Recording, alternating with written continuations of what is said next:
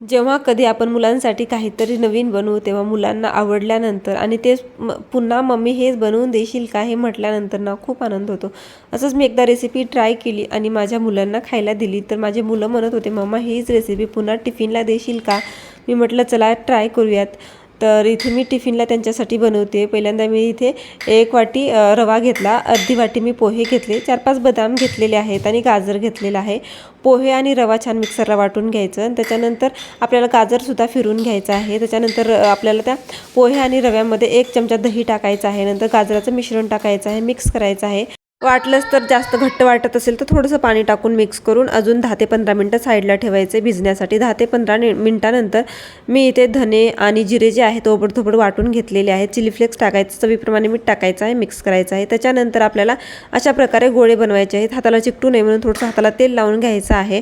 गोळे बनवू शकता किंवा अशा प्रकारे मी जसं साईज दिलेला आहे त्याचासुद्धा बनवून घेऊ शकता. आवडेल त्या साईजमध्ये तुम्ही बनवून घेऊ शकता, काहीच हरकत नाही.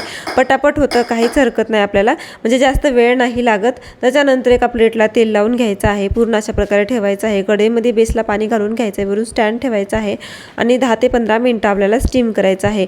त्याच्यानंतर आपल्याला इथे एका कढईमध्ये 1 चमचा तूप टाकायचं आहे. तुम्ही तुपाऐवजी तेलसुद्धा टाकू शकता. त्याच्यानंतर 1 चमचा जिरे टाकायचे, मोहरी टाकून घ्यायची आहे, तडतडू द्यायचं. नंतर 4 ते 5 आपल्याला कढीपत्त्याची पानं तोडून टाकायचे आहेत. त्याच्यानंतर मी इथे मोठा 1 चमचा तीळ टाकलेला आहे, तीळ पण आपल्याला मिक्स करून घ्यायचं आहे. त्याच्यानंतर मी धना पावडर अर्धा चमचा, लाल तिखट अर्धा चमचा टाकलेला आहे.